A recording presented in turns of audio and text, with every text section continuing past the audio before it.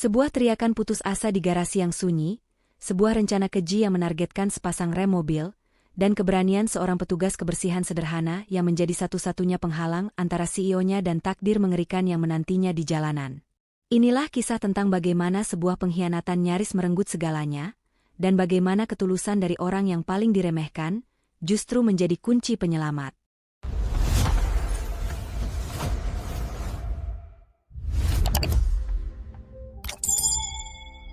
Tapi sebelum kita selami kisah selengkapnya, saya ingin mengajak Anda untuk menekan tombol subscribe, like, dan berikan komentar Anda untuk terus mendukung channel kita, Ken Arok Productions. Saya doakan, bagi Anda yang sudah subscribe, like, dan komen, semoga rezekinya senantiasa dilancarkan oleh Tuhan, badannya disehatkan, hidupnya dipenuhi dengan keberkahan, dan selalu dilimpahi kebahagiaan dunia dan akhirat. Amin ya Robbal Alamin. Dan jangan lupa, absen dulu di kolom komentar, kalian sedang menonton dari daerah mana saja? Mari kita eratkan silaturahmi. Insya Allah, dengan kehendak Tuhan semesta alam, semua doa-doa baik yang kita panjatkan akan diijabah. Baiklah, mari kita mulai ceritanya. Di jantung kota Jakarta yang berdenyut tanpa henti, sebuah gedung pencakar langit berdiri dengan angkuh seolah menyentuh awan. Gedung ini adalah simbol kekuasaan, markas besar sebuah perusahaan raksasa yang bisnisnya menggurita kemana-mana. Di puncak tertingginya, di sebuah kantor dengan pemandangan kota yang terhampar seperti permadani, duduklah seorang CEO wanita bernama Dinda. Ia adalah sosok yang dihormati sekaligus disegani, dikenal karena ketegasannya dalam mengambil keputusan dan visinya yang tajam. Hari itu adalah hari yang sangat krusial baginya. Sebuah rapat penentuan dengan investor asing akan diadakan di luar kantor, sebuah pertemuan yang bisa melambungkan perusahaan ke level berikutnya, atau justru menghancurkannya. Namun, beberapa puluh lantai di bawah kemewahan kantor Dinda, di dalam perut gedung yang dingin dan remang, terdapat sebuah dunia yang jauh berbeda. Disinilah realitas seorang pria sederhana bernama Gilang berada. Gilang adalah seorang petugas kebersihan, sosoknya nyaris tak terlihat. Seringkali hanya dianggap sebagai bayangan yang lalu lalang di antara pilar-pilar beton garasi parkir basement. Tugasnya spesifik, menjaga kebersihan dan kerapian area parkir khusus untuk para petinggi perusahaan. Baginya, pekerjaan ini bukan sekadar menyapu dan mengepel, melainkan sebuah amanah. Ia bangga dengan lantainya yang selalu mengkilap dan bebas dari noda. Setiap hari, Gilang sudah bisa menebak mobil mana milik siapa. Namun ada satu yang paling ia perhatikan, sebuah sedan hitam mewah yang selalu terparkir di spot terbaik, mobil milik sang CEO, Dinda. Meskipun ia belum pernah bertukar sapa langsung, Gilang selalu memastikan area di sekitar mobil Dinda adalah yang paling bersih. Ia merasa ada kepuasan tersendiri saat melihat Dinda melangkah dengan wibawanya menuju mobil yang terparkir di atas lantai yang ia rawat dengan sepenuh hati. Pagi itu, semua berjalan seperti biasa. Gilang menyelesaikan pekerjaannya dengan teliti, menciptakan ketenangan dan keteraturan di dunianya yang sunyi. Ia sama sekali tidak tahu bahwa ketenangan itu hanyalah fata morgana yang menyembunyikan sebuah rencana jahat yang telah dipasang di malam sebelumnya. Namun, pagi yang tampak sempurna itu sesungguhnya menyimpan sebuah rahasia kelam, sebuah kejahatan yang terjadi saat gedung itu seharusnya tertidur lelap. Mari kita kembali ke malam sebelumnya, saat jam di dinding sudah melewati tengah malam. Garasi basement telah berubah menjadi sebuah ruang hampa yang sunyi. Sebagian besar lampu telah dipadamkan, menyisakan hanya beberapa yang menyala untuk keamanan, menciptakan bayangan-bayangan panjang yang menari di antara pilar beton. Di sanalah Gilang berada, menyelesaikan putaran terakhir dari pekerjaannya, memastikan semuanya dalam kondisi prima sebelum ia pulang. Ketika ia mendorong trolinya di dekat area parkir khusus CEO, sebuah suara aneh yang tak biasa memecah keheningan. Bukan suara mesin, bukan pula suara alarm. Itu adalah suara gesekan logam yang singkat dan tajam. Mendorong rasa penasarannya, Gilang memarkir trolinya di balik sebuah pilar besar dan dengan hati-hati mengintip. Apa yang dilihatnya membuat jantungnya nyaris berhenti berdetak. Di sana, berjongkok di samping sedan hitam milik Dinda, adalah sesosok pria yang sangat ia kenal. Reza, salah satu manajer senior di perusahaan. Reza dikenal luas sebagai orang yang sangat ambisius, yang rela melakukan apa saja demi menaiki tangga karir, bahkan jika harus mengorbankan orang lain. Napas Gilang tertahan. Untuk apa seorang manajer seperti Reza berada di sini selarut ini? Tangannya tampak memegang sebuah alat kecil. Kemudian, di tengah keheningan itu, Gilang mendengarnya dengan sangat jelas. Suara, snip, yang tajam dan final, seolah sebuah kawat tebal baru saja digunting. Sesaat kemudian, Reza bangkit dengan seringai puas. Dan Gilang melihatnya. Dari bawah mobil, tepat di dekat roda depan, cairan gelap mulai menetes, tes. Noda hitam itu perlahan melebar di atas lantai yang baru saja ia bersihkan beberapa jam lalu. Tiba-tiba, tanpa sengaja, Gilang menyenggol ember di trolinya, menimbulkan suara denting kecil yang menggema. Reza tersentak kaget seperti maling yang tertangkap basah. Wajahnya langsung pucat. Ia menoleh dan matanya bertemu dengan mata Gilang yang membelalak ngeri. Gilang, sapanya gugup, buru-buru menyembunyikan tang potong ke dalam saku jasnya. Aku hanya memeriksa ban mobil Bu Dinda, sepertinya kurang angin, katanya, mencari-cari alasan. Tanpa menunggu jawaban Gilang, Reza langsung berbalik dan berjalan cepat, nyaris berlari, meninggalkan garasi itu. Gilang ditinggal sendirian, terpaku di tempatnya, menatap noda minyak rem yang terus menyebar di lantai, menyadari bahwa ia baru saja menjadi saksi sebuah percobaan pembunuhan. Malam itu, tidur adalah sebuah kemewahan yang tidak bisa Gilang dapatkan. Ia pulang ke kamar kontrakannya yang sederhana, namun pikirannya tertinggal di garasi yang dingin itu. Setiap kali ia mencoba memejamkan mata, bayangan Reza yang berjongkok, suara, snip, yang mengerikan, dan noda hitam minyak rem di lantai kembali muncul, memaksanya terjaga. Pagi harinya, ia melangkah masuk ke dalam gedung megah itu dengan perasaan yang sama sekali berbeda. Gedung yang biasanya menjadi sumber mata pencahariannya, kini terasa seperti sarang predator yang berbahaya. Setiap langkah terasa berat. Tangannya sedikit gemetar saat ia mendorong troli pembersihnya. Matanya terus bergerak liar, waspada. Ketika ia berpapasan dengan Reza di koridor, jantungnya serasa berhenti berdetak. Reza, dengan setelan jasnya yang mahal, tersenyum angkuh dan menyapa beberapa karyawan seolah ia adalah teladan. Melihat itu, perut Gilang terasa mual. Di balik wajah terhormat itu, bersembunyi wajah seorang pembunuh berdarah dingin. Gilang segera membuang muka, takut jika Reza bisa membaca ketakutan dan rahasia yang ia simpan di matanya. Pikirannya kini menjadi medan pertempuran yang sengit. Suara ketakutan berbisik begitu kencang di telinganya. Lihat dirimu, Gilang. Kamu bukan siapa-siapa. Hanya seorang petugas kebersihan, bisik suara itu. Sedangkan Reza adalah manajer. Punya kuasa, punya koneksi. Jika kamu bicara, dan mereka tidak percaya, habislah riwayatmu. Kamu akan dipecat, dituduh mencemarkan nama baik. Bagaimana kamu akan menafkahi keluargamu nanti? Pikiran itu membuatnya lemas. Ia sangat membutuhkan pekerjaan ini. Ini adalah satu-satunya jembatan antara keluarganya dan kelaparan. Namun, sebuah suara lain dari lubuk hatinya yang paling dalam berteriak melawannya. Tapi bagaimana dengan Bu Dinda? Teriak suara itu. Bagaimana jika dia masuk ke mobil itu, menyalakan mesinnya, dan melaju di jalan tol? Kamu tahu apa yang akan terjadi. Dan kamu diam saja. Pikiran itu menghantamnya seperti palu godam.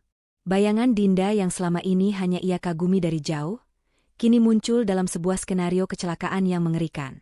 Darahnya akan tumpah, dan tangan Gilang akan ikut ternoda karena kebisuan dan kepengecutannya. Ia tidak akan pernah bisa memaafkan dirinya sendiri. Ia akan hidup selamanya sebagai orang yang membiarkan kejahatan terjadi di depan matanya. Keringat dingin sebesar biji jagung mulai mengalir di pelipisnya. Ia melirik jam besar di lobi. Waktu berjalan tanpa ampun, semakin mendekati jadwal rapat penting Dinda. Ketakutan memang melumpuhkan, tapi membiarkan kejahatan menang akan menghancurkan jiwanya. Ia harus bicara. Apapun risikonya. Keputusan telah dibuat. Kini yang tersisa hanyalah tindakan. Gilang tidak lagi peduli pada troli pembersihnya, ia hanya fokus pada satu titik. Pintu mahoni raksasa di ujung koridor, pintu kantor Dinda. Dan benar saja, tak lama kemudian, pintu itu terbuka.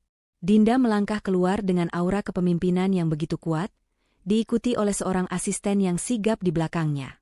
Mereka berjalan lurus menuju lobi lift pribadi, lift yang akan membawa mereka langsung ke takdir mengerikan yang telah disiapkan di garasi basement. Bagi Gilang, pemandangan itu adalah pistol start yang ditembakkan ke udara. Waktunya habis. Saat pintu lift yang terbuat dari baja mengkilap itu mulai tertutup di depan Dinda, Gilang tahu ia tidak akan bisa mengejarnya. Semua keraguan di dalam dirinya lenyap, digantikan oleh gelombang adrenalin yang murni. Ia memutar badannya, matanya dengan cepat memindai sekeliling dan menemukan apa yang ia cari. Sebuah pintu sederhana dengan tulisan merah menyala, tangga darurat.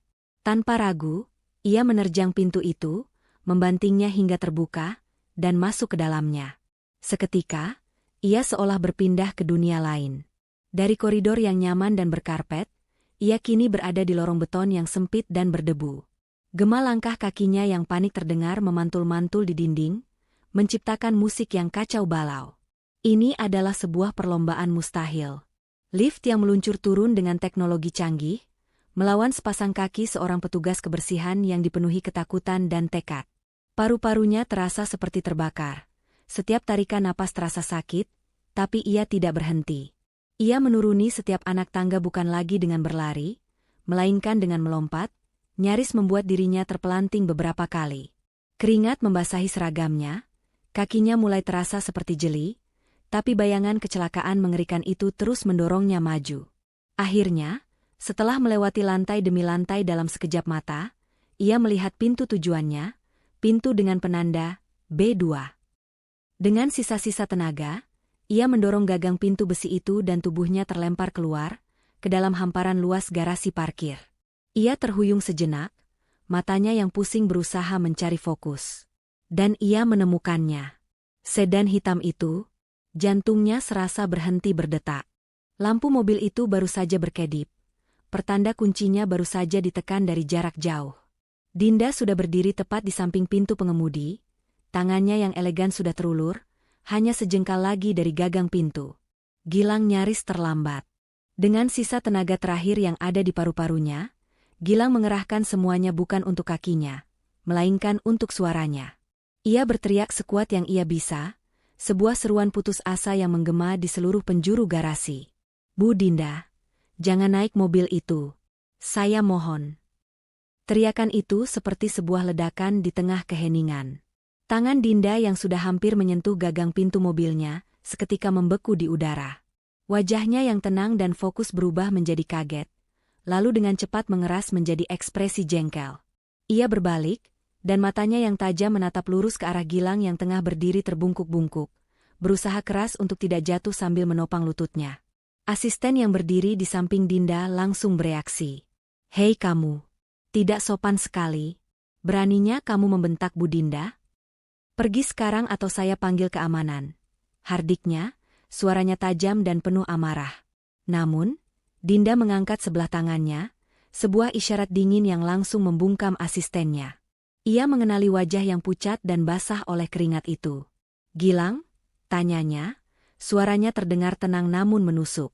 "Petugas kebersihan. Benar, kan? Ada urusan apa kamu membuat keributan ini? Saya sedang terburu-buru."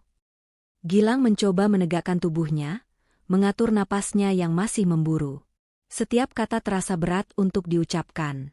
"Maafkan saya, Bu, saya sungguh tidak bermaksud lancang," ucapnya, suaranya serak karena kelelahan. "Tapi tolong, Bu, demi Tuhan, demi keselamatan Ibu, jangan masuk ke mobil itu. Apalagi menyalakan mesinnya." Alis Dinda terangkat sebelah. Langsung ke intinya, "Gilang." "Kenapa?" tanyanya, nadanya tidak sabar. Gilang menelan ludah, mengumpulkan sisa-sisa keberaniannya. Ia menatap lurus ke mata Dinda, mencoba menyalurkan semua ketulusan dan ketakutan yang ia rasakan. "Remnya, Bu," katanya dengan suara yang jelas meskipun bergetar. "Saya punya alasan kuat untuk percaya bahwa seseorang telah dengan sengaja merusak rem mobil Ibu." Keheningan yang berat kembali menyelimuti mereka, lebih pekat dari sebelumnya. Sang asisten menatap Gilang seolah ia baru saja datang dari planet lain. Sebuah tuduhan yang gila dan tidak masuk akal. Namun Dinda tidak tertawa, ia juga tidak langsung membantah. Ia hanya diam, menatap lekat-lekat ke dalam mata Gilang. Ia melihat seorang pria yang ketakutan, kacau, dan kelelahan, tetapi ia tidak melihat adanya kebohongan. Di sana, di dalam sorot mata seorang petugas kebersihan itu, Dinda justru melihat sebuah kejujuran yang begitu murni dan menakutkan. Sebuah keputusan besar harus ia ambil, sekarang juga. Ini benar-benar tidak masuk akal, Bu Dinda. Sang asisten akhirnya angkat bicara, suaranya terdengar frustrasi. Kita sudah sangat terlambat. Reputasi Anda dan perusahaan dipertaruhkan. Kita tidak bisa menunda pertemuan penting hanya karena tuduhan tak berdasar dari. Ia berhenti sejenak, melirik Gilang dengan pandangan merendahkan. Dia. Setiap kata yang diucapkan sang asisten adalah benar menurut logika bisnis. Waktu adalah uang, dan waktu mereka sedang terbuang sia-sia. Namun, Dinda seolah tidak mendengarnya. Telinganya mungkin menangkap suara asistennya, tetapi seluruh fokus dan analisisnya tercurah pada satu orang, Gilang. Ia melihat lebih dari sekadar seragam petugas kebersihan yang lusuh dan wajah yang penuh keringat. Ia melihat mata yang memancarkan kejujuran putus asa. Kamu membuat tuduhan yang sangat berat, Gilang, kata Dinda, suaranya tetap tenang namun terasa begitu berat. Kamu harus bisa memberikan saya lebih dari sekadar firasat buruk. Siapa yang kamu lihat? Gilang menelan ludahnya yang terasa pahit, lalu menjawab dengan suara yang lebih mantap dari sebelumnya, seolah semua ketakutannya sudah ia pasrahkan. Reza, Bu. Saya melihat Pak Reza.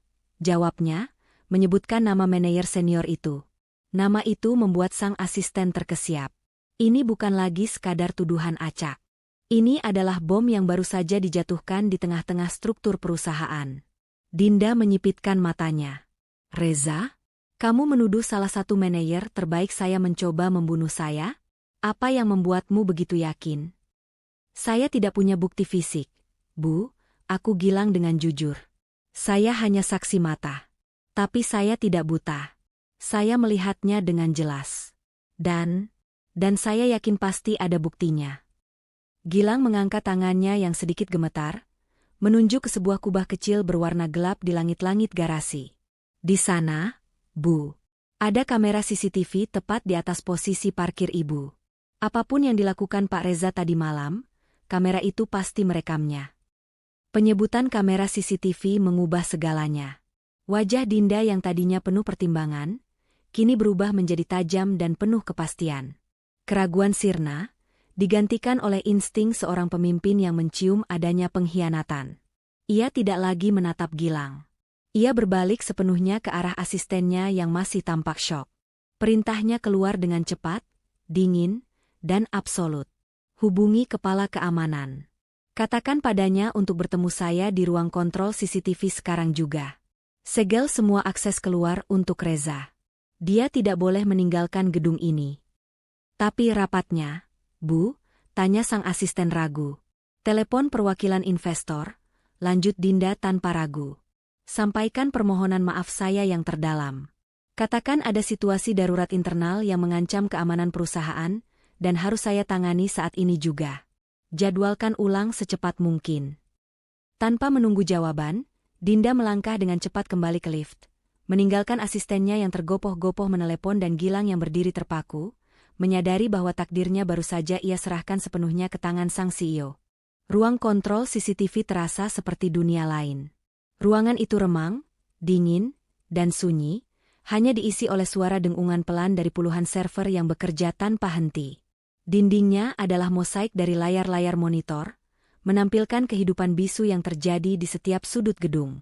Di tengah ruangan, Dinda duduk di kursi komando, posturnya lurus seperti penggaris, matanya terpaku pada layar utama.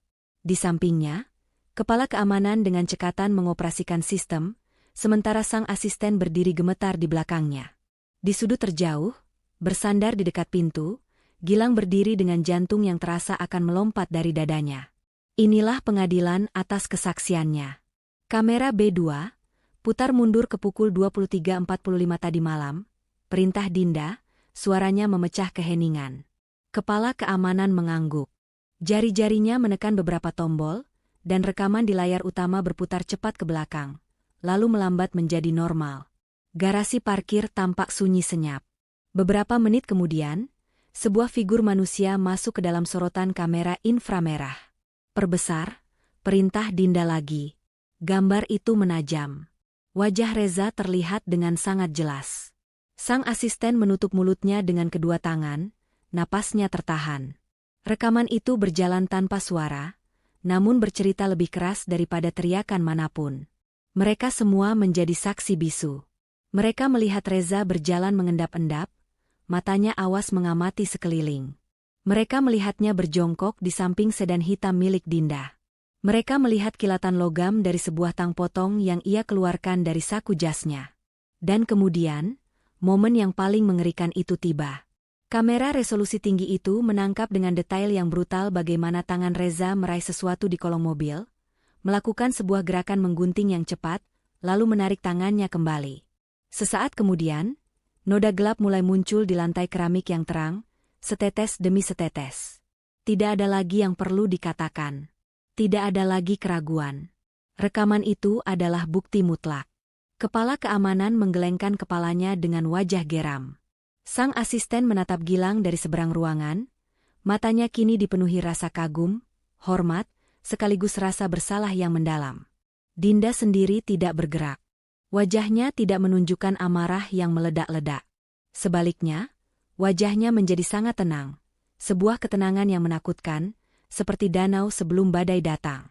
Matanya memancarkan api yang dingin saat ia menyaksikan Reza menyeringai puas di layar, sebelum akhirnya kabur dari tempat kejadian. Setelah layar kembali kosong, Dinda akhirnya memecah keheningan. "Cukup," katanya, suaranya sepelan bisikan namun membelah udara. Ia menoleh pada kepala keamanan, tatapannya setajam baja. "Saya ingin Reza berada di ruang rapat utama dalam 10 menit. Jangan menimbulkan kecurigaan. Katakan padanya saya memanggil untuk rapat darurat. Kunci semua akses. Pastikan dia tidak punya jalan untuk lari." Perintah telah diberikan. Perangkap untuk sang pengkhianat kini telah dipasang. Roda-roda keadilan mulai berputar dengan cepat di bawah komando Dinda yang dingin. Ia kembali ke lantai eksekutif, bukan dengan kepanikan, melainkan dengan aura kekuasaan yang begitu pekat dan mematikan. Gilang diminta untuk menunggu di sebuah ruangan kecil yang tersembunyi, sementara Dinda, sang asisten, dan kepala keamanan mempersiapkan panggung untuk babak terakhir. Sang asisten, dengan tangan yang masih sedikit gemetar namun suara yang dipaksa tenang, menelepon ke ruangan Reza. "Selamat pagi, Pak Reza. Mohon maaf mengganggu. Ibu Dinda meminta kehadiran Anda di ruang rapat utama secepatnya. Ada sebuah proposal darurat yang membutuhkan persetujuan Anda segera." Di seberang telepon, Reza sama sekali tidak curiga. Justru, ia merasa di atas angin. Panggilan darurat ini pasti pertanda bahwa rencananya berhasil. Mungkin Dinda mengalami kecelakaan kecil dan tidak bisa menghadiri rapat penting itu, sehingga ia yang harus mengambil alih. Dengan senyum penuh kemenangan yang tersembunyi, ia merapikan dasinya, menyambar mapnya, dan berjalan dengan langkah angkuh menuju ruang rapat utama. Setiap langkahnya dipenuhi rasa percaya diri, membayangkan promosi dan jabatan yang sudah menantinya di depan mata. Ia sama sekali tidak tahu bahwa ia tidak sedang berjalan menuju puncak karir, melainkan menuju jurang kehancurannya sendiri. Pintu jati ruang rapat yang berat ia dorong dengan mantap. Namun, pemandangan di dalamnya seketika membuat senyumnya membeku.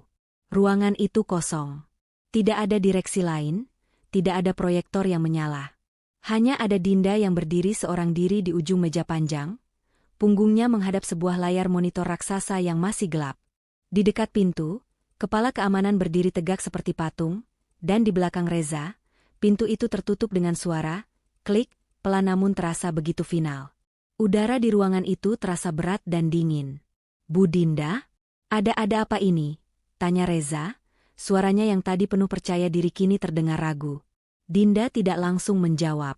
Ia hanya perlahan membalikkan badannya, menatap Reza dengan sepasang mata yang lebih tajam dari belati. Tanpa berkata apa-apa, ia mengangkat sebuah remote kecil dan menekan satu tombol. Layar raksasa di belakangnya menyala. Bukan grafik penjualan atau data perusahaan yang muncul, melainkan gambar hitam putih dari kamera CCTV. Di layar itu, Reza melihat dirinya sendiri, berjalan mengendap-endap di garasi, berjongkok, dan dengan tangannya sendiri, memotong selang rem mobil Dinda.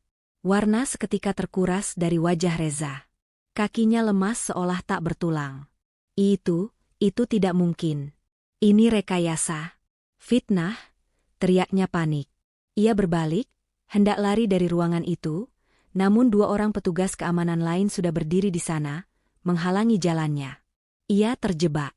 Wajah angkuhnya kini luluh lantak, digantikan oleh ekspresi ketakutan seekor tikus yang terpojok. Permainannya telah berakhir. Pintu ruang rapat yang berat itu kembali tertutup.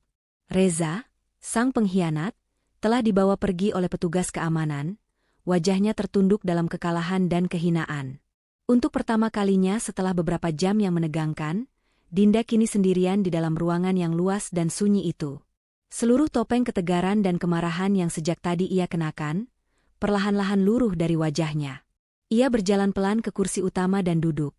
Tubuhnya terasa lemas seolah semua tenaganya baru saja terkuras habis. Di tengah keheningan itu, kenyataan yang sesungguhnya menghantamnya dengan keras. Ia baru saja lolos dari maut. Bukan karena pengawalnya, bukan karena sistem keamanan canggihnya, melainkan karena keberanian seorang petugas kebersihan. Ia membayangkan apa yang akan terjadi jika Gilang memilih untuk diam karena takut. Ia akan masuk ke mobil itu, melaju di jalan tol untuk rapat pentingnya, dan ketika ia perlu menginjak rem. Dinda memejamkan matanya, sebuah getaran dingin menjalari tulang punggungnya. Pagi ini, ia seharusnya sudah tiada. Perasaan syukur yang luar biasa dalam dan kuat membanjiri hatinya, menghapus sisa-sisa amarah pada Reza. Pikirannya kini hanya terfokus pada satu orang, Gilang. Pria sederhana yang mempertaruhkan segalanya, pekerjaannya, keselamatannya, masa depannya, hanya demi memperingatkan seorang atasan yang bahkan tidak pernah menyapanya secara pribadi. Keberanian semacam itu, ketulusan semacam itu, adalah sesuatu yang langka ia temui di dunianya yang penuh intrik dan persaingan. Dengan tangan yang masih sedikit gemetar, Dinda menekan tombol interkom di meja. "Tolong panggilkan Gilang ke ruangan saya. Sekarang." Beberapa menit kemudian, Gilang masuk ke dalam kantor CEO yang mewah itu dengan langkah ragu. Ia merasa begitu kecil dan canggung berada di sini.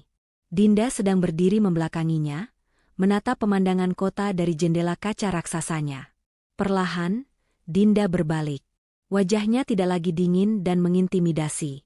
Sorot matanya kini lembut, dipenuhi oleh emosi yang sulit diartikan. "Gilang," ucapnya pelan, suaranya terdengar serak. Saya tidak tahu harus berkata apa." Ia melangkah mendekat. Ucapan, "Terima kasih," terasa begitu kecil dan tidak berarti dibandingkan dengan apa yang telah kamu berikan pada saya hari ini. Kamu mempertaruhkan pekerjaanmu untuk saya. Kamu menantang atasanmu untuk saya." Dinda berhenti tepat di hadapan Gilang, menatapnya dengan tulus. "Kamu bukan hanya menyelamatkan sebuah rapat atau perusahaan. Kamu telah menyelamatkan nyawa saya. Saya berutang nyawa padamu, Gilang. Itu adalah sebuah utang budi yang tidak akan pernah bisa saya bayar lunas seumur hidup saya." Gilang, yang merasa sangat canggung dengan pujian itu, hanya bisa menundukkan kepalanya. "Saya hanya melakukan apa yang seharusnya saya lakukan, Bu," jawabnya lirih. "Saya tidak bisa membiarkan orang jahat menang." Mendengar jawaban yang begitu polos dan tulus itu, hati Dinda terasa hangat. Di hadapannya kini bukan lagi seorang petugas kebersihan. Di hadapannya adalah seorang pahlawan. Dan mulai detik itu, Dinda bersumpah pada dirinya sendiri bahwa hidup pria sederhana ini akan ia ubah selamanya. Dinda menatap Gilang yang masih berdiri menunduk, sosok sederhana yang baru saja melakukan hal yang luar biasa. Ia kemudian melangkah kembali ke belakang meja kerjanya yang besar, bukan untuk menciptakan jarak, namun untuk memberanikan diri mengatakan apa yang sudah ia putuskan. "Gilang," mulainya, suaranya kini kembali tegas, namun ketegasan seorang mentor, bukan atasan yang dingin. "Hutang nyawa tidak bisa dibayar dengan uang, dan saya tidak akan menghinamu dengan menawarkannya. Tapi saya bisa memberikan sesuatu yang lebih berharga, sebuah kesempatan. Perusahaan ini dibangun di atas kerja keras dan inovasi, tapi fondasinya adalah integritas. Dan hari ini, kamu telah menunjukkan integritas yang lebih besar dari siapapun di gedung ini." Ia berhenti sejenak, membiarkan kata-katanya meresap.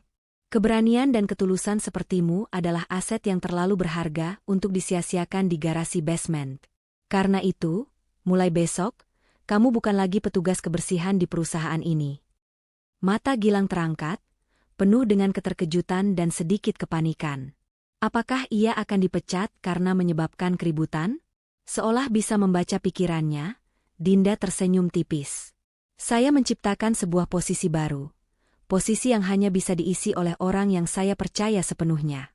Mulai besok, kamu akan menjadi ajudan pribadi saya. Dunia Gilang seakan berhenti berputar. Ia mundur selangkah, menggelengkan kepalanya dengan cepat. Ajudan pribadi? Bu Dinda, itu tidak mungkin, katanya, suaranya terdengar panik. Saya tidak bisa. Saya hanya lulusan SMA, Bu. Saya tidak mengerti tentang rapat, tidak bisa menyusun jadwal, saya tidak punya keahlian apa-apa. Saya hanya tahu cara memegang sapu dan alat pel. Dinda menatapnya dengan sabar, lalu membalas dengan kata-kata yang menancap langsung ke hati Gilang. Dengar, Gilang. Selama bertahun-tahun, saya dikelilingi oleh orang-orang dengan gelar emba dari universitas terbaik dunia. Salah satunya adalah Reza. Katanya, menyebut nama itu dengan nada getir. Saya bisa mempekerjakan 100 orang pintar seperti dia besok pagi. Tapi saya tidak akan pernah bisa menemukan orang dengan hati yang jujur dan keberanian sepertimu. Ia mencondongkan tubuhnya ke depan. Saya tidak butuh ijazahmu, Gilang. Saya butuh matamu yang jeli. Saya butuh kesetiaanmu. Saya butuh hatimu yang tidak bisa dibeli. Kemampuan lain, semua itu bisa dipelajari. Dan saya sendiri yang akan memastikan kamu mempelajari semuanya. Kepercayaan yang begitu besar di mata Dinda, membuat seluruh penolakan Gilang luluh lantak. Rasa tidak pantas itu berganti menjadi sebuah gelombang tekad yang belum pernah ia rasakan sebelumnya. Dengan mata yang berkaca-kaca, ia mengangguk pelan. Jika ibu begitu percaya pada saya, maka saya akan mencoba, Bu. Saya berjanji akan belajar sekuat tenaga, dan tidak akan pernah mengecewakan ibu. Di sore itu, di dalam kantor yang puncaknya menyentuh langit, takdir seorang Gilang telah ditulis ulang. Bukan oleh keberuntungan, melainkan oleh keberaniannya memilih jalan yang benar, meskipun jalan itu adalah yang paling menakutkan. Hari-hari berikutnya adalah sebuah lompatan besar bagi Gilang. Ia menanggalkan seragam birunya yang usang dan menggantinya dengan kemeja rapi dan celana bahan yang terasa asing di tubuhnya. Troli pembersihnya kini berganti menjadi sebuah tablet digital yang berisi jadwal padat Dinda. Awalnya, ia merasa seperti seekor ikan yang dipaksa untuk belajar terbang. Dunia korporat adalah hutan belantara yang membingungkan baginya.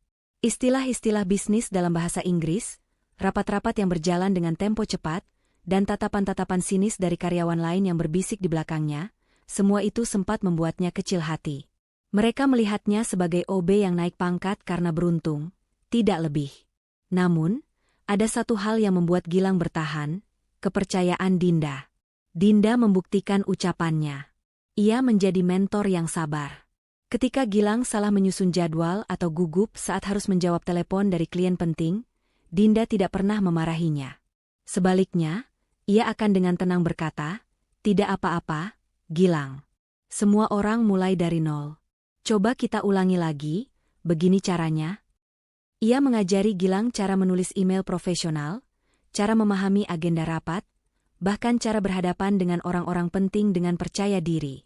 Seiring waktu, Gilang tidak hanya belajar, ia juga mulai menunjukkan nilainya yang sesungguhnya. Kejelian matanya yang dulu hanya terlatih untuk melihat noda di lantai, kini melihat hal-hal yang seringkali luput dari perhatian orang lain. Ia bisa merasakan saat Dinda sedang berada di bawah tekanan berat, hanya dari cara atasannya itu mengetuk jari di meja. Sebelum Dinda meminta, segelas teh hangat sudah tersedia di mejanya. Ia juga yang pertama kali menyadari ada yang tidak beres dengan proyektor di ruang rapat beberapa menit sebelum presentasi penting, dan dengan sigap memanggil teknisi, mencegah sebuah masalah yang memalukan.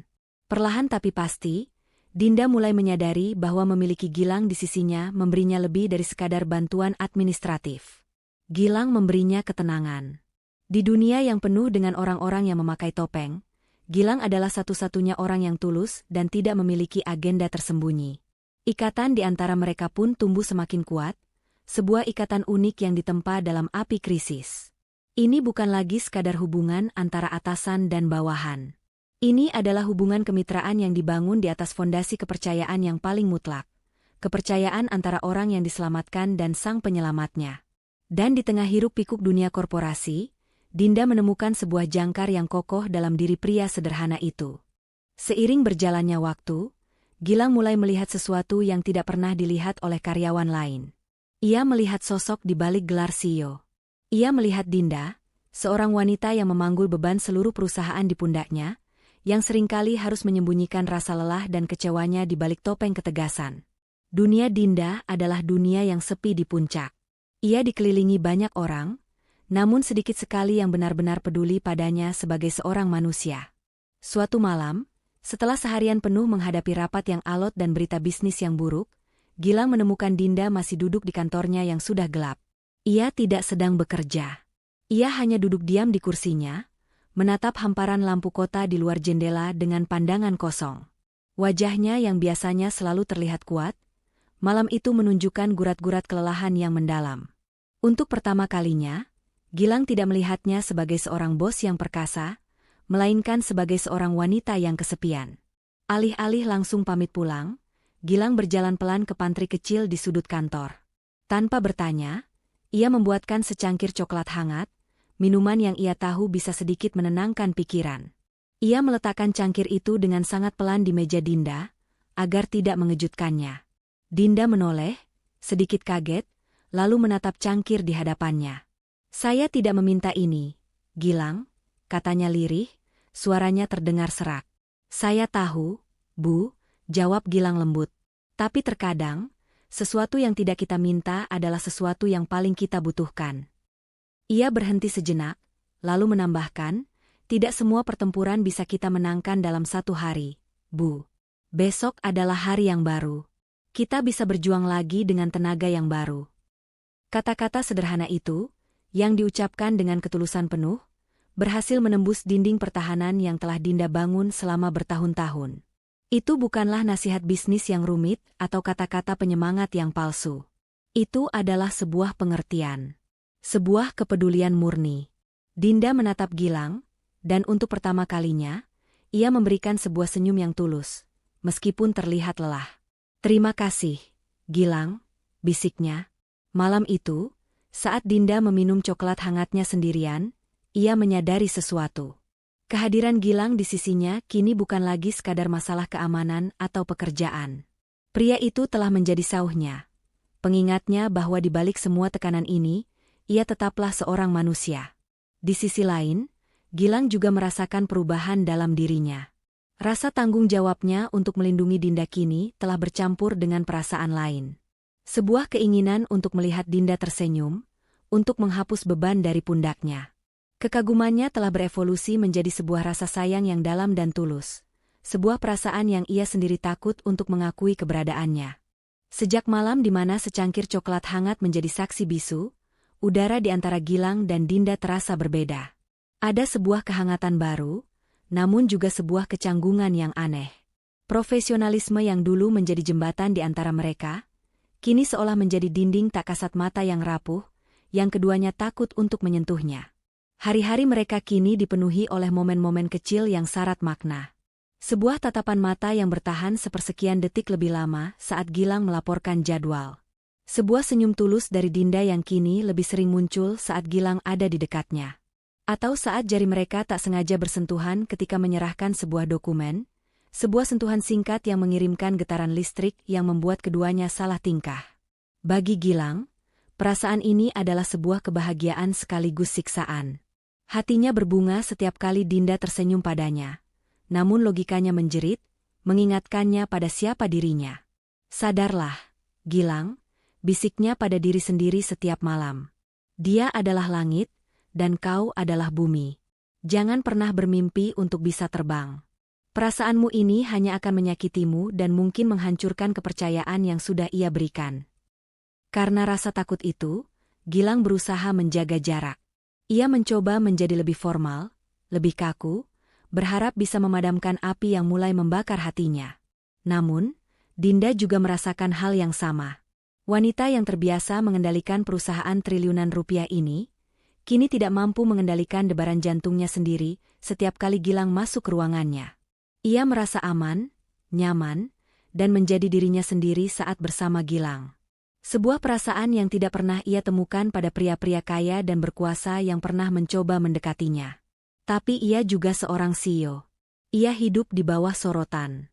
Menjalin hubungan dengan ajudan pribadinya, yang notabene adalah mantan petugas kebersihan, akan menjadi sebuah skandal yang bisa menghancurkan citranya. Logikanya berperang hebat dengan hatinya setiap hari. Maka, mereka berdua pun terperangkap dalam sebuah tarian bisu. Saling mendekat karena tarikan hati yang tak bisa dilawan. Namun di saat yang sama saling mendorong menjauh, karena tembok status sosial yang begitu tinggi dan tebal.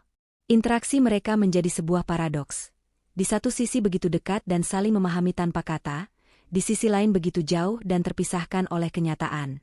Sebuah perasaan yang indah sekaligus menyiksa itu kini menggantung di antara mereka. Menunggu satu momen, satu percikan api, untuk akhirnya meledak dan mengubah segalanya. Malam itu adalah malam perayaan ulang tahun perusahaan. Sebuah acara besar dan mewah diadakan di ballroom sebuah hotel bintang 5. Ratusan karyawan, dari staf junior hingga dewan direksi, hadir dengan pakaian terbaik mereka. Gilang, dalam setelan jas yang dipinjamkan perusahaan, berdiri dengan canggung di sudut ruangan, matanya terus awas mengawasi Dinda yang menjadi pusat perhatian. Dan tibalah momen puncaknya. Dinda, tampak begitu anggun dan berwibawa dalam gaun malamnya, naik ke atas panggung untuk memberikan pidato utama. Ia memulai pidatonya seperti biasa, berbicara tentang pencapaian perusahaan, angka-angka keuntungan, dan rencana ekspansi di masa depan. Suaranya terdengar kuat dan penuh percaya diri, menggema di seluruh ruangan. Namun, di tengah-tengah pidatonya, ia tiba-tiba berhenti.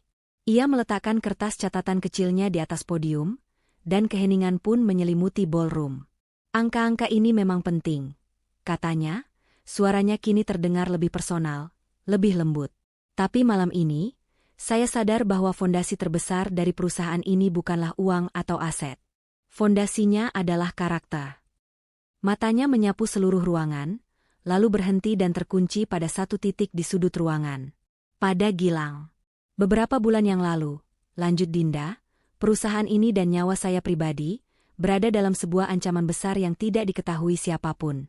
Sebuah ancaman dari dalam. Dan kami semua selamat bukan karena strategi bisnis yang cerdas, tapi karena keberanian luar biasa dari satu orang. Seluruh hadirin berbisik-bisik, penasaran. Dinda tersenyum tipis. Orang itu ada bersama kita malam ini. Ia bukan seorang direktur, bukan pula seorang manajer. Gilang, panggil Dinda, suaranya kini terdengar jelas dan lantang.